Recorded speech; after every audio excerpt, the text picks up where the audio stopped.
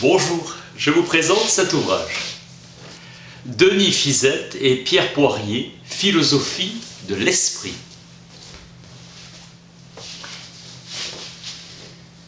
La philosophie de l'esprit est devenue une philosophie première. La psychologie a une longue tradition mais une courte histoire. Heinz-Dieter Ebbinghaus.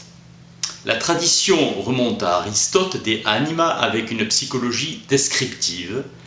William Dittley attribuait à la psychologie, au sein des sciences de l'esprit, un rôle tout aussi important qu'à l'herméneutique. Brentano, l'un des fondateurs de la phénoménologie, appelait encore psychologie descriptive. Brentano distingue la psychologie descriptive et la psychologie génétique. La phénoménologie a relégué la psychologie au rang de science douteuse et négligeable. La philosophie de l'esprit s'est développée dans les sciences cognitives. La conception de l'esprit comme potentialité revivra sous la forme de la potentialité du calcul, Alan Turing et Hilary Putnam. La psychologie du sens commun représente le point de départ le plus naturel pour l'étude de l'esprit. L'introspection a joué un rôle dans la philosophie moderne au service d'une ontologie qui repose sur une forme de dualisme opposant le domaine de l'esprit et celui de la matière. La thèse de la croyance et du désir, si elle a l'avantage de rapprocher le domaine de l'esprit de celui de l'action, impose d'importantes restrictions à l'étude de la psychologie du sens commun. La philosophie, depuis Descartes, a toujours orienté l'étude de l'esprit sur le problème des rapports corps-esprit. L'étude de l'action représente une sorte de propédeutique à l'étude de l'esprit. Le point de départ est l'étude du comportement. À l'origine, le behaviorisme commence avec le manifeste de Watson en 1913, Psychology as the Behaviorist, définissant la psychologie comme une science expérimentale dont le contenu empirique est limité au comportement observable que l'homme manifeste. La théorie de l'action est née en réaction au behaviorisme méthodologique qui présuppose qu'on peut faire l'économie des concepts intentionnels dans l'explication des comportements. Le concept de description s'apparente à ce que Frege appelait le mode de donation d'un objet, concept introduit pour caractériser la signification linguistique d'une expression. Frege explique que si la connaissance de la signification d'un mot se réduisait à la connaissance de son référent, on pourrait toujours déterminer que Romain Gary et Émile Ajar désignent une seule et même personne. Or, ce n'est pas le cas.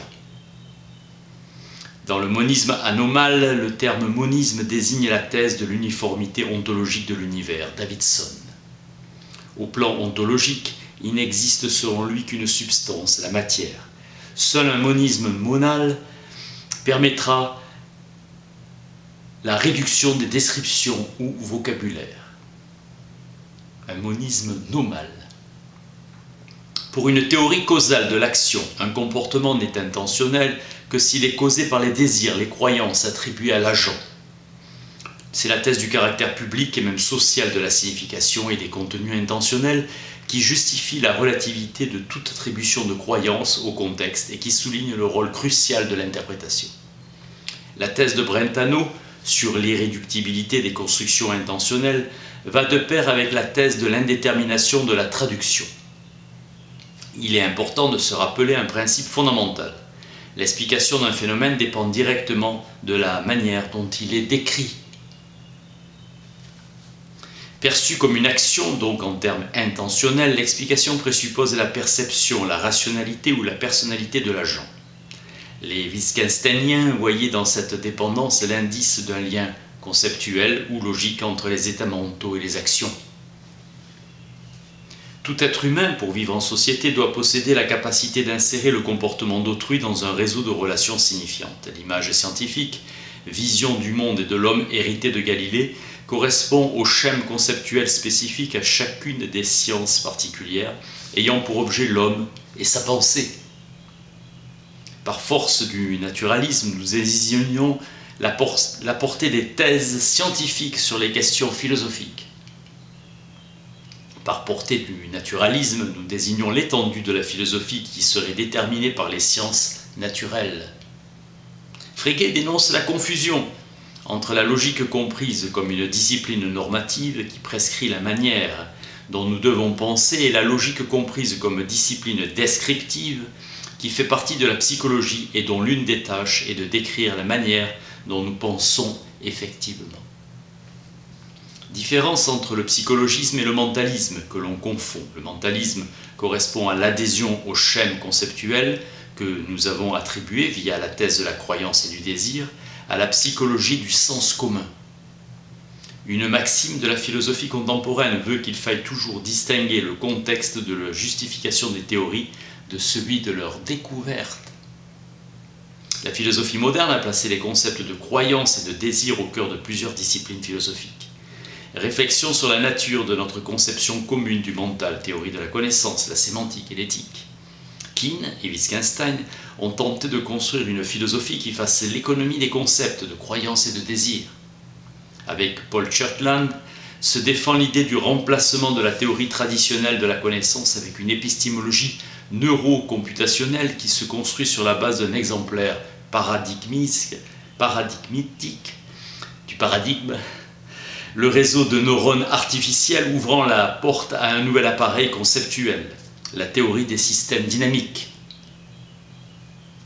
L'intérêt du programme de Churchland, comme de tout programme de naturalisation, se mesure à sa capacité de concilier la vision galiléenne du monde avec les caractères essentiellement normatifs de certains concepts philosophiques. Le matérialisme soutient qu'il n'existe qu'une seule substance, la matière. Sur le plan ontologique, le behaviorisme se caractérise par le choix d'une typologie comportementale. Il constitue une négation presque point par point de la conception cartésienne de l'esprit. Nous savons que les cerveaux des différentes espèces animales ne sont pas identiques et que certaines structures rencontrées chez les uns sont absentes chez les autres. L'exemple le plus connu étant le néocortex très développé chez l'Homo sapiens.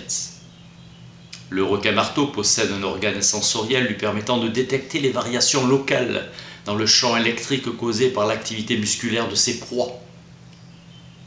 Un phénomène psychique est dirigé vers un objet, car cet objet inexiste intentionnellement dans un acte. Théorie de l'objet de Brentano. L'intentionnalité serait une propriété de certains objets, notamment les objets de pensée, qui inexistent intentionnellement dans un acte. Chez Husserl, l'intentionnalité est une relation spéciale à un objet ordinaire. Une représentation mentale est un objet psychique possédant certaines propriétés intentionnelles. Traditionnellement, la représentation est une imagerie mentale. L'on conçoit la représentation mentale sous le mode visuel ou linguistique. Pour accroître les chances de survie, l'animal détecte des prédateurs, même quand il n'y en a pas, erreur. Réagir à des prédateurs ne demande qu'une petite dépense énergétique, alors que l'animal peut payer de sa vie son manque de réaction en face d'un prédateur. Pour Fodor, le concept de normalité est déjà intentionnel. C'est la conscience et non l'intentionnalité qui distingue le physique du psychique. Les propriétés essentielles à l'esprit sont la conscience phénoménale et la rationalité. Les humains font tout naturellement des inférences par analogie. La litanie des préjugés sociaux, ethniques et raciaux sont la triste démonstration de mauvaises inférences. L'incohérence de nos croyances s'explique par la relative indépendance des mécanismes qui génèrent nos croyances, irrationalité. Depuis Aristote, nous savons que pour agir intentionnellement, un agent dit opter pour la conduite qu'il juge la meilleure. Les comportements acratiques sont des cas où l'agent agit contre son meilleur jugement, donc contre sa propre volonté. Cas d'irrationalité et duperie de soi. La syllogistique et plus tard la logique représentent les meilleurs modèles de la rationalité des inférences. La théorie de la décision est le modèle le plus acceptable pour l'étude des normes de rationalité de l'action. Le tout est de savoir quelle option est la meilleure, utilisation de la théorie des probabilités. Selon les différentes options, l'agent les évalue en fonction de la valeur anticipée des résultats. L'action qui a la valeur anticipée la plus élevée en accord avec le caractère désirable de l'action projetée. Le jugement sur le caractère désirable de l'action détermine la normativité. Un organisme est un tout fonctionnel et chacun de ses traits est déterminé par les autres à différents degrés. certaines mauvaises inférences sont plus catastrophiques que d'autres. L'agent rationnel maximise la valeur attendue de ses actions. Les sujets estiment correctement les probabilités des occurrences d'événements lorsqu'ils évaluent la probabilité qu'une action amènera la satisfaction d'un désir. Par conscience, il faut entendre l'expérience phénoménale, ce que Nagel cherche à capter à l'aide de la métaphore de l'effet que cela fait pour un organisme d'être ce qu'il est. Thomas Nagel, l'effet que cela fait d'être, par exemple, une chauve-souris. Searle estime que la conscience représente le concept central de l'esprit, car les concepts fondamentaux de l'esprit comme l'intentionnalité, la subjectivité et la causalité mentale ne peuvent être compris qu'en termes de processus et d'états mentaux conscients. Wilfried Sellars, l'idée d'homme dans le monde appartenant à un groupe est l'idée de vision du monde. Il défend une vision binoculaire du monde qui consiste à compléter l'image scientifique en l'enrichissant du langage des intentions collectives et individuelles. Le paradigme dominant en philosophie de l'esprit est le fonctionnalisme. Les modèles des réseaux de neurones en constituent les programmes. Churchland a le programme ambitieux de réformer l'ensemble de la philosophie en partant des résultats obtenus en philosophie de l'esprit. Notre examen de conscience donne raison à Flanagan sur la question méthodologique et sur l'objectif d'un programme de recherche qui est d'atteindre un équilibre réfléchi entre la science, la psychologie et la phénoménologie. La philosophie de l'esprit est la discipline qui étudie la nature de l'esprit et ses manifestations.